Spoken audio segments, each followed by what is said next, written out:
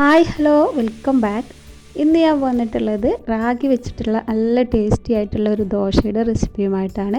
നല്ല ഹെൽത്തി ആയിട്ടുള്ള എന്നാൽ നല്ല അടിപൊളി ടേസ്റ്റി ആയിട്ട് ഈ റാഗി ദോശ എങ്ങനെ റെഡിയാക്കി എടുക്കുന്നത് നോക്കുക. അതിന് മുന്നേ തന്നെ ചാനൽ സബ്സ്ക്രൈബ് ചെയ്യാത്തവരുണ്ടെങ്കിൽ ഒന്ന് ചാനൽ സബ്സ്ക്രൈബ് ചെയ്യാനും എൻ്റെ വീഡിയോ ഇഷ്ടപ്പെടുകയാണെന്നുണ്ടെങ്കിൽ ഒന്ന് ലൈക്ക് ചെയ്യാനും കമൻറ്റ് ചെയ്യാനും മറക്കരുത്. അപ്പോൾ നമുക്കിത് എങ്ങനെ റെഡിയാക്കി എടുക്കുന്നത് നോക്കാം. അതിനായിട്ട് പെട്ടെന്ന് തന്നെ വീഡിയോയിലേക്ക് പോകാം. അപ്പോൾ അതിനായിട്ട് ഞാനിവിടെ ഒരു പാത്രം എടുത്ത് വെച്ചിട്ടുണ്ട്. ഇതിലേക്ക് ഒരു 1/2 കപ്പോളം റാഗി പൊടിച്ചത് ചേർത്ത് കൊടുക്കുന്നുണ്ട്. നല്ല ഫൈനായിട്ട് പൊടിച്ചെടുത്തിട്ടുള്ള പൊടിയാണ് എടുത്തിട്ടുള്ളത്.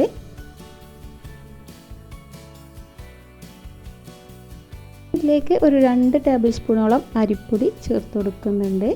അതുപോലെ തന്നെ ഒരു 2 ടേബിൾ സ്പൂണോളം റവയും കൂടെ ചേർത്ത് കൊടുക്കുന്നുണ്ട്. ഇനി നമുക്കിതിലേക്ക് 1.25 കപ്പ് വെള്ളം ഒഴിച്ചിട്ട് ഇതൊന്ന് കലക്കിയെടുക്കാം.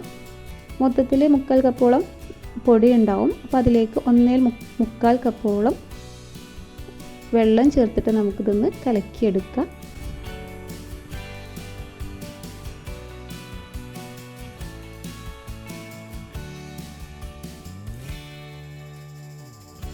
അപ്പോൾ അത് നല്ലോണം കലക്കി വെച്ചിട്ടുണ്ട്. ഇനി നമുക്കിതൊരു 15 മിനിറ്റോളം ഒന്ന് റെസ്റ്റ് ചെയ്യാനായിട്ട് വെക്കാം.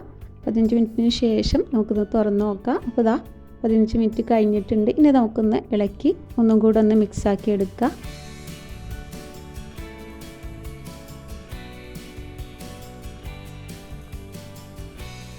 അപ്പോൾ വെള്ളമൊക്കെ പാകത്തിന് വന്നിട്ടുണ്ട്. ഇതിലുള്ള റവയൊക്കെ ഒന്നും കൂടെ ഒന്ന് കുതിർന്നിട്ടൊന്ന് തിക്കായിട്ട് വന്നിട്ടുണ്ട്. ഇതിലേക്ക് ചെറിയൊരു കഷ്ണം ഇഞ്ചി, ചെറിയ അല്ലി വെളുത്തുള്ളി, പച്ചമുളക് ഇതെല്ലാം കൂടി ഒന്ന് ചതച്ചെടുത്തതാണ്. അത് ഇതിലേക്കൊന്ന് ചേർത്ത് കൊടുക്കുന്നുണ്ട്. വളരെ കുറഞ്ഞ അളവിൽ ചേർത്ത് കൊടുത്താൽ മതി. പിന്നെ ഒരു 1/4 ഭാഗം സവാള ഒന്ന് കൊത്തിയരിഞ്ഞിട്ട് അതും കൂടെ ചേർത്ത് കൊടുക്കുന്നുണ്ട്.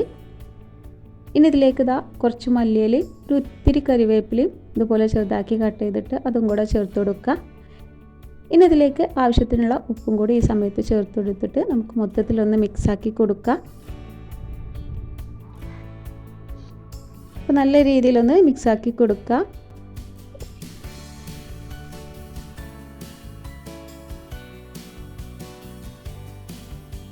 നമ്മുടെ ദോശയുടെ ബാറ്റർ ഇവിടെ റെഡി ആയിട്ടുണ്ട്. ഇനി നമുക്ക് ദോശ ചുട്ടെടുക്കാം. അപ്പോൾ അതിനായിട്ട് ഞാനൊരു ഇരുമ്പിൻ്റെ ദോശത്തവയാണ് വെച്ചിട്ടുള്ളത്. ഇതിലേക്ക് എണ്ണ പുരട്ടിയതിന് ശേഷം നമുക്കിത് ദോശ ചുട്ടെടുക്കാം. അപ്പോൾ അധികമായിട്ട് മാവ് കട്ടിയാവാൻ പാടില്ല. ഇതേപോലെ ലൂസ് ഉണ്ടെങ്കിലാണ് ഇതുപോലെ ഹോൾസൊക്കെ വന്നിട്ട് നല്ല രീതിയിൽ നമുക്ക് കുറച്ച് ക്രിസ്പി ആയിട്ട് കിട്ടുള്ളൂ. ഇനി നമുക്കിത് അടച്ചു വെക്കേണ്ട ആവശ്യമില്ല. ഒന്ന് ഡ്രൈ ആയി വന്നാൽ നെയ്യോ അതല്ലാന്നുണ്ടെങ്കിൽ ഓയിലോ ഒഴിച്ചിട്ട് ഇതിൻ്റെ മേലെ കൂടെ ഒന്ന് തടവി കൊടുത്താൽ മതി. പക്ഷെ ഒന്ന് മൊരിഞ്ഞ് വന്നാൽ ഒന്ന് ക്രിസ്പി ആയാൽ നമുക്കിതൊന്ന് പ്ലേറ്റിലേക്ക് മാറ്റി കൊടുക്കാം. അപ്പോൾ നല്ല അടിപൊളിയായിട്ട് തന്നെ നമുക്ക് കിട്ടിയിട്ടുണ്ട്.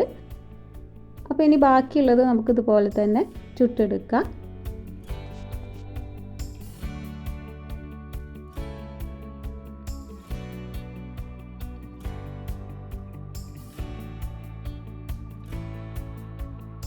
നമ്മൾ ഉള്ളിയും പച്ചമുളകൊക്കെ ചേർത്തുകൊണ്ട് തന്നെ വേറെ ചട്നിയുടെ ആവശ്യമൊന്നുമില്ല.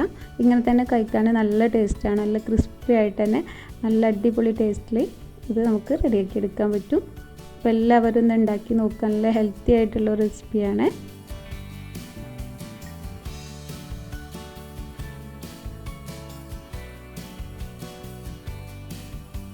അപ്പോൾ ഇതേപോലെ തന്നെ നമുക്ക് ഓരോന്നും ചുട്ടെടുക്കാം.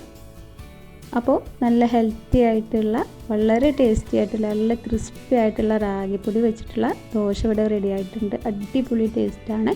വേറെ ചട്നിയുടെ ആവശ്യമൊന്നുമില്ല. നല്ല ക്രിസ്പി ആയിട്ടും നല്ല ടേസ്റ്റിൽ കുറച്ച് എരിവൊക്കെ കൂടിയിട്ട് നല്ല ടേസ്റ്റി ആയിട്ടുള്ള ഒരു ദോശയാണ്. അപ്പോൾ എല്ലാവരും ഒന്ന് ഉണ്ടാക്കി നോക്കുക. എന്തായാലും ഇഷ്ടപ്പെടും. അതുപോലെ തന്നെ നല്ല ഹെൽത്തി ആയിട്ടുള്ള റെസിപ്പിയാണ്.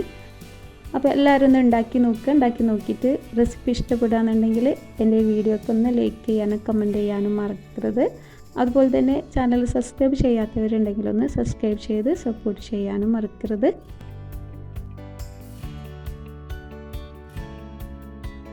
അപ്പോൾ ഇന്നത്തെ ഈ റാഗിപ്പൊടി വെച്ചിട്ടുള്ള നല്ല ടേസ്റ്റി ആയിട്ടുള്ള നല്ല ക്രിസ്പിയുമായിട്ടുള്ള ഹെൽത്തി ആയിട്ടുള്ള ഈ റെസിപ്പി എല്ലാവർക്കും ഇഷ്ടപ്പെട്ടു എന്ന് വിചാരിക്കുന്നു. അപ്പോൾ പുതിയ റെസിപ്പിയുമായിട്ട് വീണ്ടും കാണാം. Thank you.